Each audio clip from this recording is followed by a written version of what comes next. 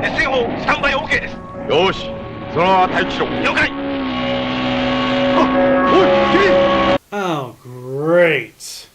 It's gonna be one of these type of releases. I really, really hope this is the only episode that has mistimed subs like this. Look at this. 最近この火山帯の活動が活発化してきました。特に悪島の帯同が激しくなりました。じゃあ噴火の恐れが。ええ、ありますね。噴火を予知して巣を移そうとしているんだ。しかしなぜわざわざ東京を選んだんだ。 How? How can you even follow this at times with how fast this is going? Why, Mill Creek? Why? Come on, you were doing so well.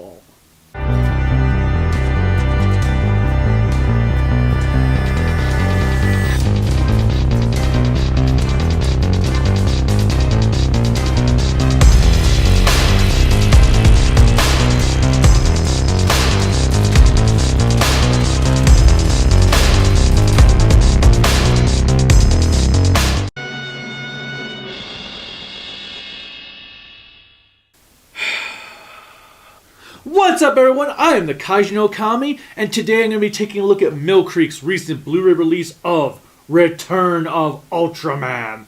Just like with the other series, you've got the Blu-ray case, disc trays for all the discs, and then a nice booklet that, has some cool stuff in there. You know, the normal little description about the series, the history behind it, character stuff. And then there's these episode descriptions that leave a lot to be desired. I will read more into this when I do my Blu-ray section of this review, but for the moment, let's just talk a little bit about the Return of Ultraman.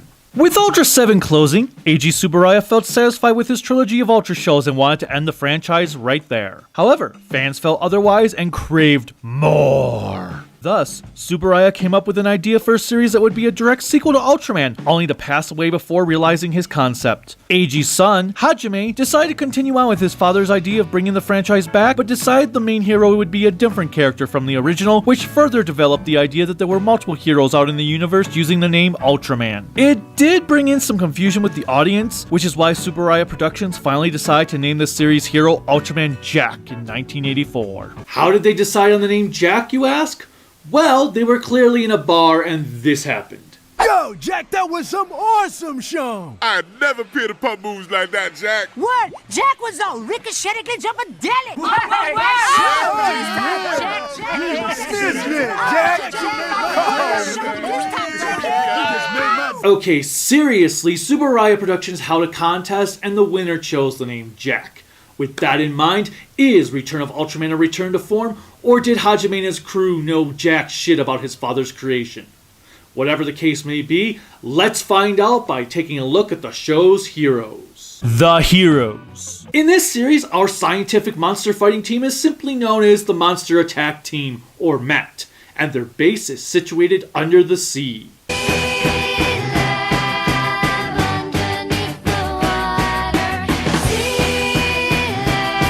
Hideki Go is the name of our lead, played by Jiro Dan, who was most recently featured in this past Sentai series, Ryu Soldier. I don't know why, but I keep picturing Go going around killing people with a cattle gun. See what I mean? Go is kind of a jackass race car driver who is very sexist. Oh, snap. Loves to bitch slap people. お父さんの事故は警察もマットも調査して。あの時本当に怪獣が出たんだ。嘘をつくな。And gets offended at every person that disagrees with him. 卵のある地下道には5人の人間が生き埋めになっているんです。東京1000万都民の安全を守るためだ。この際5人のことは忘れよう。5人も1000万人も命に変わりはありません。Whatever you say, Snowflake. He ends up dying while saving a kid and a dog from a monster attack, which motivates Ultraman Jack to select him to be his host body. 自分の危険も顧みず、子供を助けようとした君に感動した。だから君に命を預ける。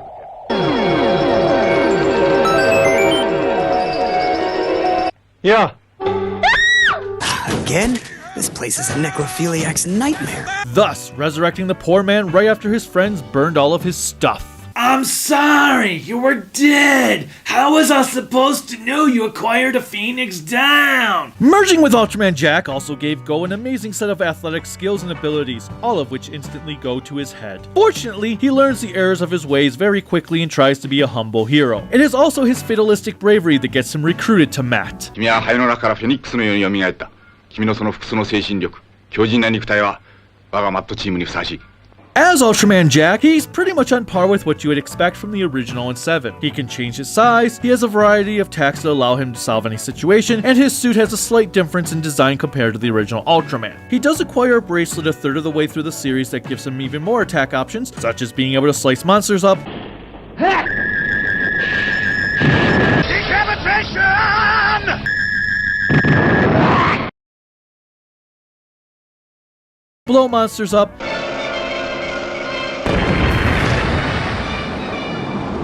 and a spear that can act as a stake when dealing with vampiric monsters.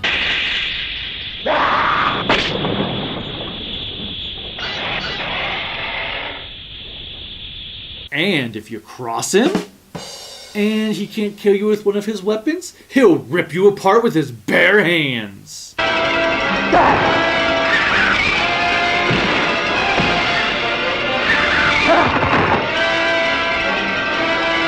Yeah, sometimes he doesn't seem to act very heroic, such as one instance where it appeared as if he intentionally left some girl to die in a fire to go fight a monster.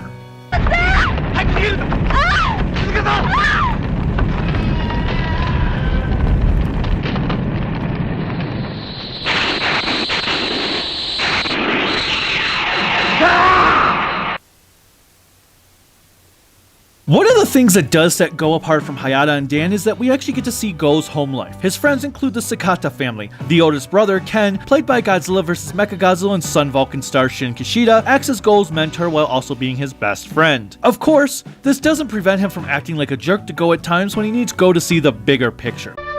お前、マットに入ってダメな男になったな。今度の怪獣は得体の知れない宇宙怪獣なんです。とても手に負えません。 There is his younger brother, Hideki Kawaguchi's Jiro, and his sister, Go's girlfriend, Aki, portrayed by Rumi Sakakibara. All of them are a likable bunch and really help humanize Go from his previous counterparts. こっちがいいかしら。どんな方ですか？そうね。背はスラッと高くて、ハンサムで、優しくて思いやりがあって、忙しいのはたまに傷。 Jesus, lady, all I did was ask a simple question. I didn't need your whole life story. There is one more girl who just randomly shows up during the last 13 episodes of the show with no backstory or proper introduction whatsoever, named Rumiko Maruno. She just exists. That's all. Speaking of characters that exist, let's talk about Matt. There is their first commander, Katsuhiro Kato, the female operator, Yuriko Oka, the expert marksman, Fumio Kishida, inventor, Ippei Ueno, and Takeshi Minami. Halfway through the show, Kato is replaced by Ryu Ibuki.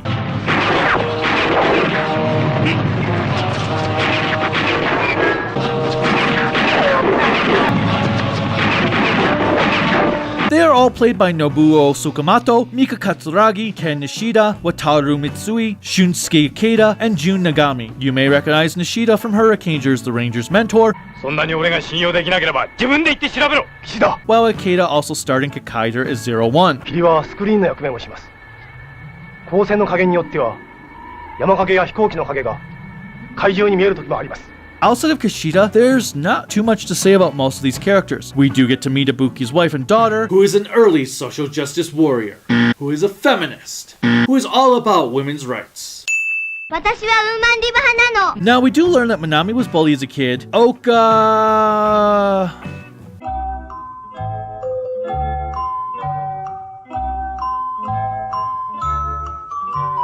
well, is a woman. And Ueno instantly befriends Go. 俺はゴを信じる。一瞬子供は危ないと思った。そりゃ、会場にいやしたのは残念だけど。 As for Kishida, he is the one with the most backstory thanks to his uncle being one of the top dogs in Matt, and his father being in charge of a poisonous gas project back during what I assume is World War II. It's kind of hard to say for sure since this series is meant to be a sequel to the original show, which took place in 1993, but this series makes it seem like it is in real time. So, 1971? Either way, it makes Kishida the standout member of the team, and he's also always getting into arguments with Go over protocols. おい、何やってるんだ。岸田隊員、この岩石もっと調べる必要があるんじゃないでしょうか。その必要はない。さあ行くぞ。Just already! The worst part about Kishida, Minami, and Ueno is that it's sometimes hard to keep track of who is whom, especially when their hairstyles are almost identical. Go does end up looking up to both Kato and Ibuki as father figures since his dad died when he was young. 父さんは100メートル先の岩陰で救助隊を待っていた。あと100メートル先を探してくれたら、父さんは助かったに違いない。Lastly, you would think Go's cohorts would figure out he is Jack, considering Jack always emerges from the spots Go is located at, such as the time when a monster was holding his plane and he transformed right from it.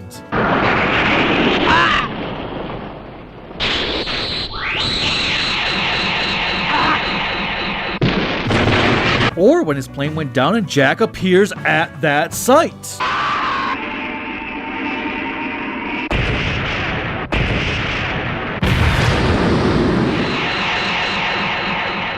For being part of a scientific military team, you people are dumb. Hayata and Dan do make an appearance, but they are so brief you have to wonder why the writers even bothered with them in the first place. They could have just flown across the screen waving, "We're here," and it would have had the same effect.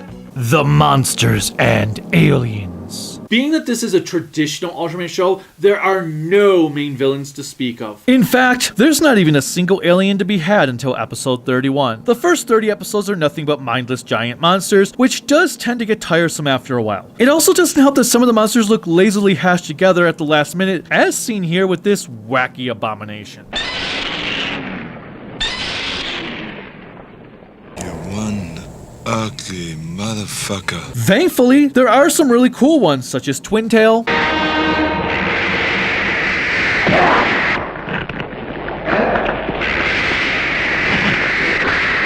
Gudon, Now whip it into shape. Shape it up. Get straight. this bony critter known as Stegon,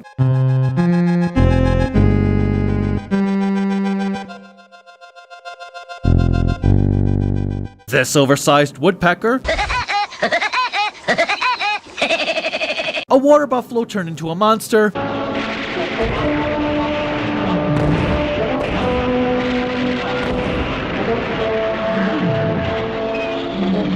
this stormbringer called Hurricane,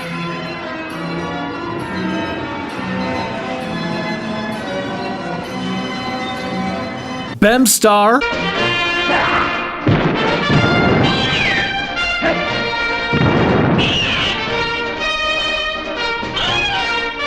though, I have to wonder, do I care about Bemstar because of his appearance here, or because he's appeared in other Ultra shows? That is the question. And let me not forget the original Biolante.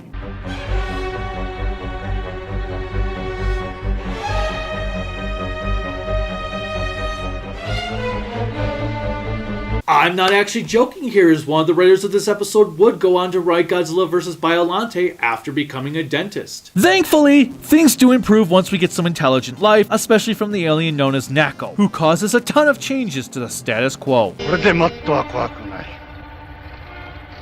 ところはウルトラマンをどう倒すかだ。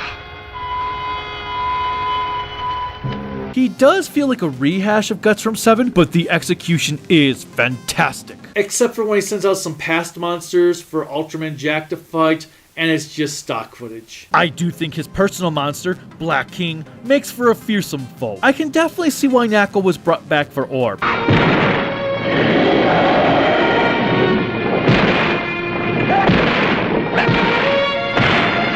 We do get another Bolton, though for some reason he wants revenge on Jack, despite Jack having jack shit to do with killing the majority of his race. Additionally, there is another Zeton, who doesn't look like he's feeling so good based on how chubby he kind of looks and how his antennae are just kind of like, I don't know.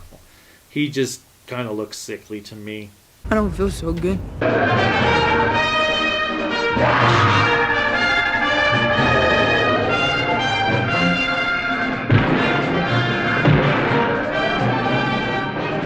We also do get to see Barza from Jew Rangers and Alien in one episode. That's cool. いよいよレッドキラー登場の時だ。ウルトラマン、待って。 He looks so young. The effects and music. Regrettably, the effects just aren't up to par with Ultraman and Ultra 7, which is quite disappointing. They're not bad, but you can tell Eiji's death had a major impact on what was viewed as acceptable. Sure, Jack's suit doesn't look like it's about to crumble to pieces by the end of the show, yet there are some really excruciating shots where you can clearly see the zipper on his suit,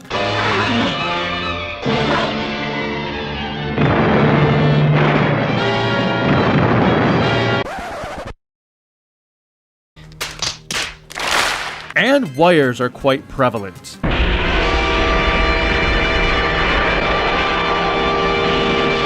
Thankfully, there are still some gorgeous shots.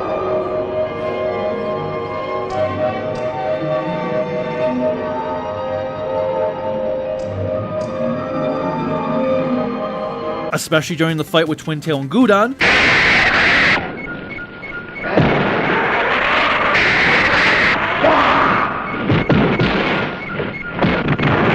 In one episode where a boy befriends an alien. 彼のことは俺に任せてくれ。責任持って解決する。我々人間様にはあの手の顔はねえよな。あんな顔はな。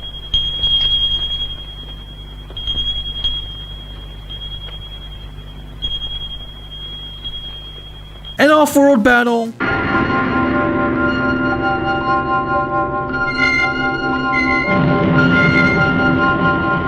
The night fight against a vampire monster.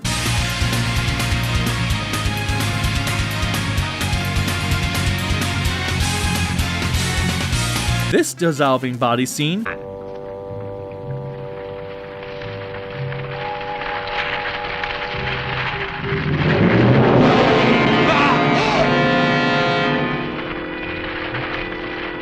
They totally ripped that off from Kamen Rider. And then, of course, the composite shots.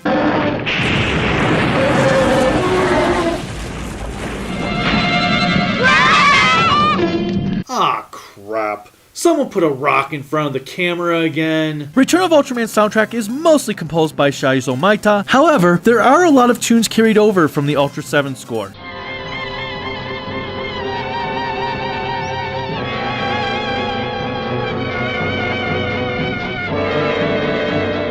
Maita's original tracks are pretty good, yet only one of them really stood out to me. 勝負でいきましょう。我がマットは今度の戦いに全てをかける。全力を尽くして戦おう。はい。 As with the previous series, there is no ending theme, just an opening one simply titled Return of Ultraman.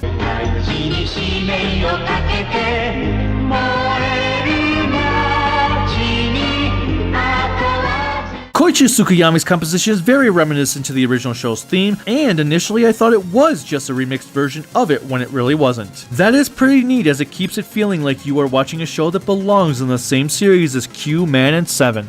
The episodes. For the most part, Return of Ultraman was a fairly entertaining show, even if it didn't surpass its predecessors. There were quite a few outstanding episodes with only a selected few I outright hated. Naturally, that means the vast majority of the show was about average. Things really do pick up once we finally start getting alien invasion plots, especially the episodes in the 30s and early 40s, which I feel is easily the best the show has to offer. Still, that doesn't make the early stuff all bad, as episodes like the Twin Tail Gudon two-parter were outstanding. There was also another top-notch early episode that dealt with the aforementioned poison gas Kishida's father helped make that ended up empowering a monster. I did find myself teetering back and forth as to whether or not that was going to be my favorite of the show until the episode with the boy becoming friends with an alien came into play. That one was just superb all around with its themes of racism.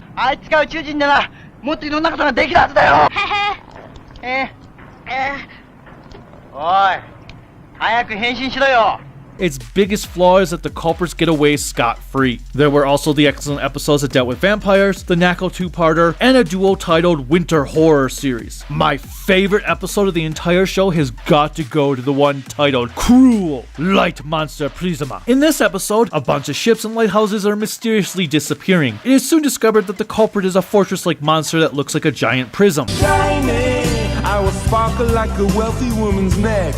The entire concept and design of Prisma is just stellar, and the episode is not paced like a normal one. Matt isn't even featured in most of the episodes. The majority of it revolves around Ken and Go as they are investigating the disappearances on their own. There are also a few scientific lessons that are taught to the audience through the cleverness of making them part of a science project Jiro is working on. 波長の違いでこんなに色が分かれるんだ。この紫色のところが短い波長、赤色のところが長い波長。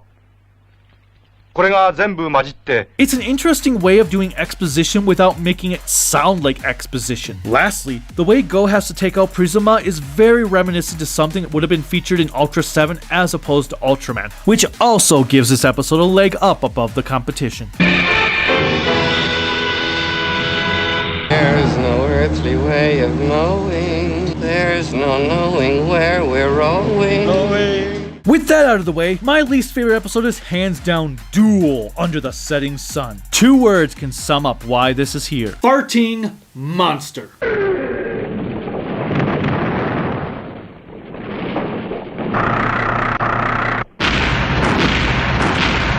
That's right, the monster attacks Matt by farting at them. Not to mention that the farts are the reason the town has been under a series of earthquakes for years. Who wrote this episode? A 5-year-old? I will say that there was another episode that was a contender for this spot that featured a child's dad being killed by an invisible monster, and the child hated the monster for it but wanted the monster to destroy the city for some reason. His motivations made no sense. Still, the poor nature of that narrative just couldn't hold a candle to a monster that farts.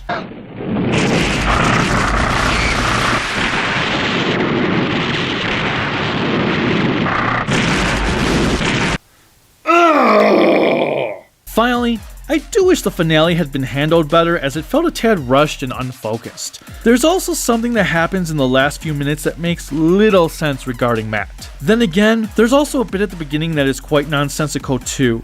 Still, it works. It's adequate. The Blu-Ray. As I showed in the beginning, the Blu-ray is not exactly perfect. And neither is the booklet. In fact, the episode descriptions in this booklet are atrocious. It's like someone just took the descriptions from Japanese, put them in a Babelfish, and then put them in here without actually checking them for grammatical errors and, well, anything really. I mean, let me just show you and read to you a few of these descriptions. The monster that stands on Mount Fuji. Traffic accidents has been occurring frequently around Mount Fuji. When Go went for investigation, he nearly involved a car accident himself. This cause was Raragon, a monster that can create mirages. When Matt tries to attack the monster, they were interfered by Alien Stora, the mastermind behind Paragon. The Monster Channel. A clip of air plant explosion was shown on TV in midnight. The broadcaster was Electric Wave Monster Beacon, who had the ability to absorb electric waves from the sky and send it to monitors all over the world. Similar to a broadcasting network, Matt have to induce the monster wave from Tokyo. And those aren't even some of the worst ones in here. Ugh. What the hell happened? Thankfully, ignoring the booklet, the mistimed subtitles were only in that one episode, so the rest of the show is fine. 警察は一体何をしてるんです。早く一個さんを取り戻してくださいよ。君、わしはダイナマイトを持ってるんだ。犯人を射殺してでも取り戻すべきだ。We do get a monster misspelled a few times. One of them happens within the first 5 minutes of the first episode. その先入観で見るから、木とか岩が怪獣。